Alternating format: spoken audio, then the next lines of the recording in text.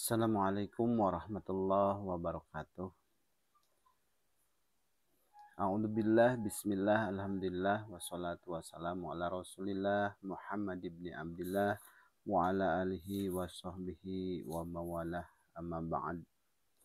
Puji dan syukur kita panjatkan kehadirat Allah subhanahu wa ta'ala yang mana telah memberikan nikmat kepada kita sehingga sampai saat ini kita bisa bertatap muka di channel Marpudin Anwar 17 sehari-hari gitu ya. Untuk teman-teman yang baru gabung atau yang lagi nonton, jangan lupa like and share gitu ya, like, subscribe and share ya. Terima kasih atas dukungannya dengan cara mengetukkan jari, yaitu like and subscribe and share. Oke, terima kasih. Pada video kali ini saya akan membahas atau saya akan bercerita tentang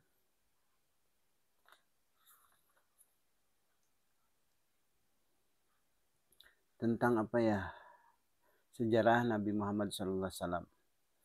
Kita akan mengingatkan kepada teman-teman gitu, atau kepada diri saya sendiri atau teman-teman juga di mana saja berada.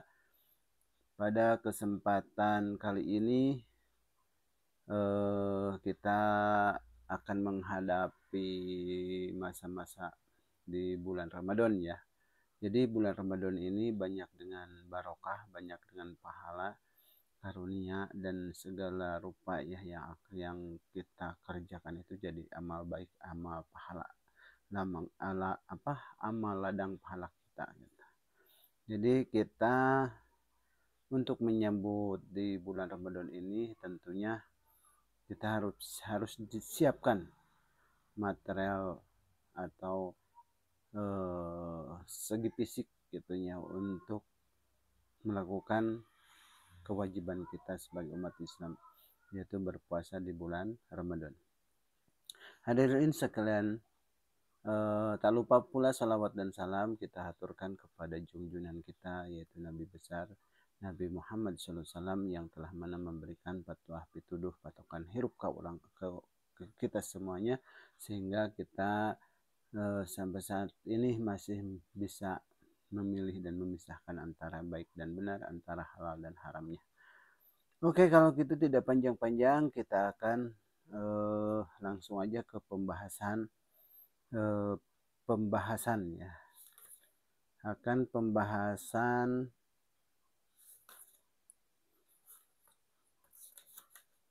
kisah-kisah di sini, kisah-kisah para nabi ya. Mungkin peristiwa-peristiwa ketika Siti Aminah sedang mengandung. Nah, untuk ibu-ibu nih ya, untuk ibu-ibu atau yang baru saja mengandung gitu ya, kita patut contoh dengan ibu kita atau ibu kita semua, yaitu Siti Aminah ya. Hadirin yang berbahagia, kita lanjut aja. Pada tahun kelahiran ya Nabi Muhammad SAW ada suatu peristiwa yang sukar dilupakan orang, dan tercatat dalam sejarah Mekah, juga tercantum dalam Al-Quran surat Al-Fil, dikatakan itu. Nah, ketika itu seorang gubernur yang beragama Nasrani dari Abyssinia atau dari Habsi ya, dari Habsi tepatnya, yang memerintah di negeri Yaman atau di negeri Sabah. Yaman, kalau dulu Sabah ya, sekarang Yaman. Telah membangun sebuah gereja besar yang di dindingnya dibuat dari batu pualam yang beraneka warna yang khusus dipesan dari Italia. Gereja itu didirikan di ibu kota Son'a dengan biaya yang paling besar.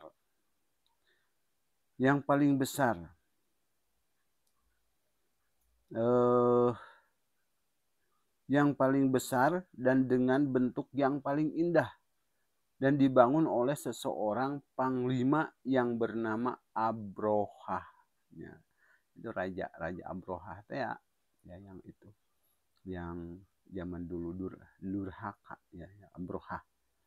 Jadi ia bermaksud membangun gereja, ya, membangun gereja itu sebagai balai pertemuan negara dan agama yang kemudian bisa menggantikan Ka'bah yang berada di kota Mekah. Nah, dan hal ini dimaksudkan pula untuk mengalihkan agar orang-orang tidak lagi berziarah dan berhaji ke Mekah gitu ya, dengan tujuan mencari keuntungan. Nah, si Abrohah ini. Jadi untuk mengalihkan tujuan supaya yang berhaji, yang beribadah haji dan umroh itu tidak ke Mekah, maunya ke negara dia yang dibangun itu. Seindah mungkin sama Abrohah itu dibangunnya. Dalam rangka mau mengambil keuntungan, ya berjubel-jubel jemaah gitu ya, seperti sekarang ini kan misalkan ke Mekah ini beribu-ribu atau berapa dari Indonesia pun beberapa kloter gitu kan, sampai 10.000 sampai 20.000 kan gitu jamaah. Otomatis keuntungannya untuk negara itu luar biasa kan gitu pemasukannya. Ini juga Abrohah juga pengennya seperti itu. Gitu. Nah, Abrohah pun mengarahkan pasukan bergajah menuju Mekah dengan tujuan untuk menghancurkan Ka'bah. Gitu. Gitu ya. Setelah pasukan bergajah mendekat kota Mekah waktu itu, gitu ya. Mendekat kota Mekah, pasukan gajah itu ya mendekati kota Mekah, lalu mereka berhenti di sana dan memberitahukan kepada penduduk akan maksud kedatangannya. Ketika pasukan Abroha berhenti di sana, sejumlah prajurit dan pasukannya tidak menyia-nyiakan kesempatan. Jadi semenjak atau selagi nunggu perintah dari Raja Abroha itu, si prajuritnya itu berkelayapan. Ada yang nyari kambing, ada yang nyari sapi, ada yang nyari apapun itu diambil sama dia. Dan tidak ada balas kasihan karena orang-orang berkuasa seperti itu tanpa ada iman, tanpa ada didasari dengan kemanusiaan, ya akhirnya kan ngambilnya semau gue gitu, atau se apa yang dia bisa gitu, karena dia waktu itu berkuasa banget gitu. Nah, ketika mereka lalu merampas beberapa ekor unta milik penduduk kota Mekah dan milik Abdul Muthalib juga diambil sebanyak 50 ekor tuh punya Abdul Muthalib diambil waktu itu sama orang-orang Abroha itu. Dan perbuatan yang demikian itu merupakan kesengajaan mereka agar timbul peristiwa atau perlawanan dari penduduk kota Mekah. Juga merupakan kesengajaan untuk mencari-cari alasan supaya ribut, supaya bikin gaduh, supaya perang gitulah. Karena waktu itu si Raja Abroha itu sok ya jadi raja, ya raja di raja ya gitu. Jadi kuat lah gitu. Lalu Abdul Muthalib datang dan menghadap sendiri kepada Abroha. Nah, karena Abdul Muthalib itu mungkin ada apa ya? Ini dikasih oleh Allah Subhanahu wa taala, dikasih oleh Allah Subhanahu wa taala kekuatan gitu ya. Jadi berani dia sendiri mendatangi Abroha untuk meminta kembali ontanya itu. Yang kemudian membuat Abroha merasa keheranan. Karena pada mulanya mereka mengira bahwa kedatangan Abdul Muthalib tersebut akan membicarakan persoalan Ka'bah yang tidak boleh dirusak. Gitunya. Padahal menanyakan tentang tentang kambingnya yang diambil 50 ekor itu. Abroha kemudian berkata, "Hei Tuan Abdul Aziz atau Tuan Abdul Muthalib, Tuan hanya meminta dan menyayangi onta Tuan. Ternyata onta ya, bukan kambing. Tetapi Tuhan sedikit pun tidak menyinggung persoalan Ka'bah itu. Saya ingin menegaskan kepada Tuhan bahwa kedatangan kami kemari itu adalah untuk merubuhkan Ka'bah. Lalu bagaimana pendapat Tuhan? Abdul Muthalib kemudian menjawab gitunya. Nah, jadi gini Tuan Abrohah gitu ya. Persoalan saya dengan Tuhan hanyalah persoalan onta. Karena sayalah yang memiliki onta-onta itu. Sedangkan persoalan Ka'bah itu saya serahkan kepada Tuhan yang Maha Esa, yang Maha Kuasa. Karena Tuhanlah yang akan melindunginya. Gitu. Terus Tuan Abrohah tidak percaya. Kalau Tuan Abrohah tidak percaya, Tuhan sendirilah boleh menunggu buktinya, kata Abdul Muthalib. Abdul Muthalib pun kembali ke rumahnya, kemudian bermusyawarah dengan penduduk setempat. Bagi kita, kata penduduk setempat ini tidak sanggup dan tidak memiliki kekuatan untuk melawan pasukan Abrohah yang luar biasa, gitu ya, yang pasukan Abrohah itu yang bergajah, gitu.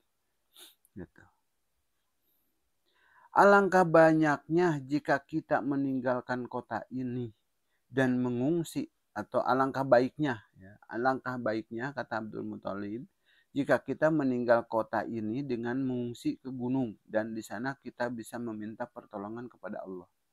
Nah, Abdul Muthalib lalu berdoa, ya Allah, inilah Ka'bah milik Engkau. Dalam mempertahankan dan melindungi Ka'bah, kami merasa lemah untuk menghadapi mereka. Maka kami berharap kepada Engkau, sudilah kiranya Engkau melimpahkan perhatian dan perlindungan terhadap Ka'bah ini. Gitu. Abdul Muthalib berdoanya. Lalu Abdul Muthalib beserta penduduk kota Mekah berduyun-duyun mengungsi ke gunung yang letaknya di luar kota Mekah. Karena memang bukan lawan mereka untuk menghadapi pasukan musuh, yaitu Raja Abrohah itu yang cukup besar. Nah, pada saat demikian, Abrohah merasa kegirangan karena merasa tidak mendapatkan lawan atau perlawanan dari penduduk kota Mekah. Bahkan Abrohah menganggap enteng, ya. Bahkan Abrohah ini menganggap enteng untuk menghancurkan Ka'bah. Dan mengira dalam beberapa saat lagi riwayat Ka'bah akan berakhir dari tanah Mekah, kata pikirnya Abrohah itu. Nah, demikianlah demikianlah rencana Abrohah yang telah dicita-citakan dan telah direncanakan sejak berbulan-bulan sebelumnya. Maka pada suatu pagi yang cerah, Abrohah memerintahkan salah seorang kepala pasukan bergajah untuk membimbing gajahnya paling besar agar menyeruduk dan merubuhkan Ka'bah. Namun apa yang terjadi ternyata di luar dugaan Abrohah. Gajah yang paling besar itu ketika dihadapkan ke pintu Ka'bah bukanlah mau maju gitunya, bukanlah mau bergerak, malah gajah itu diam, gitu ya, diam. Si gajah itu tidak diperintah juga diam. Gitu. Lalu si gajah itu duduk seperti patung gajah duduk seperti gitu, dan tidak mau maju. Mungkin tak si pencipta atau si penggambar gajah duduk itu dari situ ya, gajahnya duduk di sarung gajah duduk dan tidak maju itu si gajahnya. Penungtun gajah lalu memukul sekuat-kuatnya dengan pecut, namun gajah itu tetap membandel, tidak mau bangun. Seolah-olah gajah itu mengerti bahwa perbuatan dan tindakan Abrohah itu merupakan suatu pelanggaran terhadap dosa besar. Abroha menjadi murka dengan sangatnya melihat gajah yang terus membangkang itu. Namun jika gajah itu dihadapkan mukanya ke negeri Yaman, negeri Abroha tadi, gajah itu lari gitu ya. Lari sekencang-kencangnya, spontan, kabur dan pulang ke negerinya tadi. Nah, demikianlah yang dilakukan setiap gajah yang dihadapkan ke Ka'bah, semuanya diam dan tidak mau maju, lalu duduk sampai berapa saat, meskipun dipukul bertubi-tubi tetap dia tidak mau bergerak. Seekor demi seekor yang dimajukan, satu pun tidak ada yang berani menyerunduk dan merobohkan Ka'bah itu. Meskipun demikian, Abroha rupanya tidak mau memikirkan hal itu, gitu kan. Meskipun demikian, Abroha itu tidak mau memikirkan peristiwa yang demikian itu, gitu ya. Mengapa gajah-gajah itu tidak mau menuruti perintahnya untuk merobohkan Ka'bah? Mengapa gajah yang biasanya menurut kepada majikannya itu kini berubah menjadi bandel dan membangkang kepada tuannya? Nah, memang Abroha pada dasarnya adalah seorang manusia yang sudah gelap pikiran, yang otaknya sudah sangat dipengaruhi oleh hawa nafsu, angkara murka yang jahat.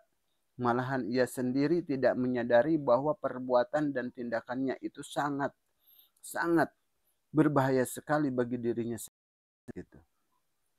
Bagi diri, karena ajab Allah menantinya. Siap akan dan menghancurkan segala kekuatan yang ada padanya, pasti Allah udah menyiapkan segala sesuatunya. Perbuatan Abroha itu sebenarnya telah dijelaskan di dalam Al-Quran surat Fil ayat pertama sampai terakhir yang berbunyi sebagai berikut. A'udzu billahi minasyaitonir rajim. Bismillahirrahmanirrahim. Alam tara kaifa fa'ala rabbuka bi ashabil fil. Alam yaj'al kaidahum fi tadlil wa arsala alaihim tayran ababil tarmihim bihijaratin min sijil faja'alahum ka'asfin ma'kul.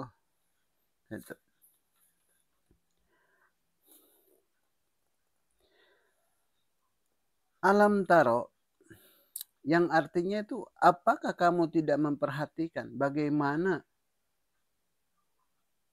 pembalasan Tuhanmu terhadap pasukan bergajah? Itu. Alam yaj'al kaidahum pitadlil. Apakah tidak dibuktikan bahwa usaha mereka untuk membunuh atau merubuhkan Ka'bah itu menjadi sia-sia? Dan dia Allah lalu mengirimkan burung yang berbondong-bondong kepada mereka. Burung-burung itu kemudian melontari mereka dengan batu-batu api menyala-nyala. Maka ayat yang kelima, maka jadilah mereka pasukan bergajah itu seperti daun-daun yang rontok dimakan ulat. Seperti itu. Nah, maka demikianlah nasib Abroha beserta pasukan gajahnya hancur lebur dan mati bergelimpangan, dilontari oleh burung-burung dengan peluru api menyala. Setiap kali burung-burung itu melemparkan batu-batu peluru ke setiap orang pasukan Abroha, meskipun pasukan itu memakai topi baja, seketika itu juga tembuslah peluru-peluru itu ke otak kepalanya, lalu terus membusuk atau menembus ke dalam kendaraannya hingga pasukan prajurit itu mati bersama gajah atau kuda kendaraannya. Nah, gitu. Demikianlah kisah peristiwa pasukan bergajah, yaitu pasukan Abroha yang bermaksud untuk mencoba mengalihkan Ka'bah dari negeri Mekah ke negeri Yaman, yang pada akhirnya membawa kehancuran sendiri secara total bagi Abroha bersama pasukannya, dan seorang pun tiada yang tersisa.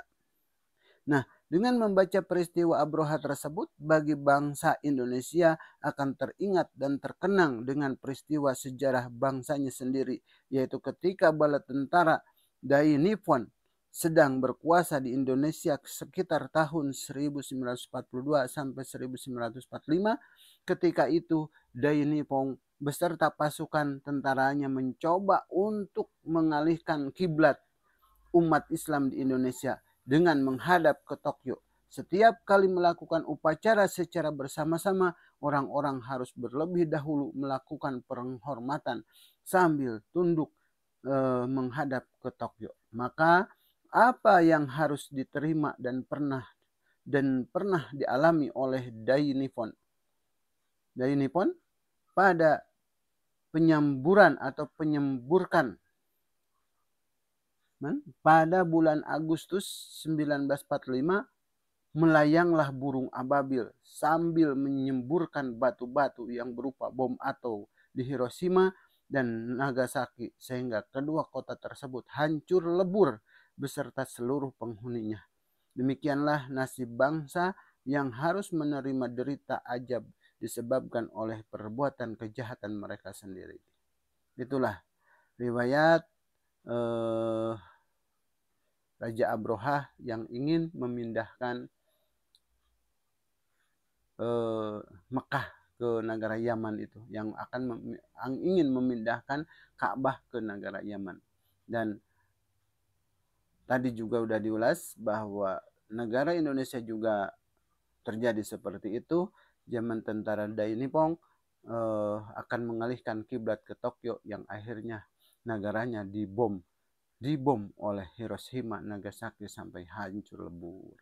Nah, mudah-mudahan cerita ini ada manfaatnya untuk kita semua. Semoga kita semakin mendengar